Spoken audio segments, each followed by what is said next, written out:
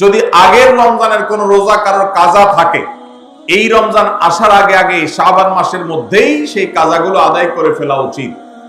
আম্মা জান আয়েশা রাদিয়াল্লাহু তাআলা আনহা বলেছেন, নারী হিসাবে রমাদান মাসে যে কয়েকটা রোজা ভাঙতি পড়ে, নবীজি সাল্লাল্লাহু আলাইহি সাল্লাম রমাদান পরে পুরো সময়টা তার কাছে থাকার কারণে তিনি সেই রোজাগুলো রাখার সুযোগ সেভাবে পেতেন না। স্বামীর হকের কথা মাথায় রেখে রোজাগুলো রাখতেন না। এবং শাবান মাস আসলে নবীজি সাল্লাল্লাহু আলাইহি সাল্লাম নিজেও বেশি বেশি নফল রোজা রাখতেন। মা আয়েশা রাদিয়াল্লাহু তাআলা আনহা বলেছেন যে তিনিও তার রমজানের বাকি রোজা যেগুলো ছিল ভাঙতি রোজা, সেগুলো তিনি রেখে ফেলতেন।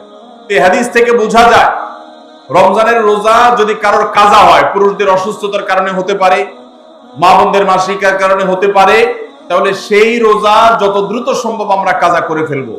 এবং সেই কাজা করতে যদি কোনো কারণে, যৌক্তিক কারণে বা যে কোনো কারণে যদি বিলম্ব হয়, তাহলে এই বছরের আসন্ন রমজানের প্রস্তুতির অংশ হিসাবে আগের রমজানের কোনো ভাঙতি রোজা থাকলে সেগুলো সব রেখে কাজা করে সম্পূর্ণভাবে এই রোজার জন্য প্রস্তুত হবে।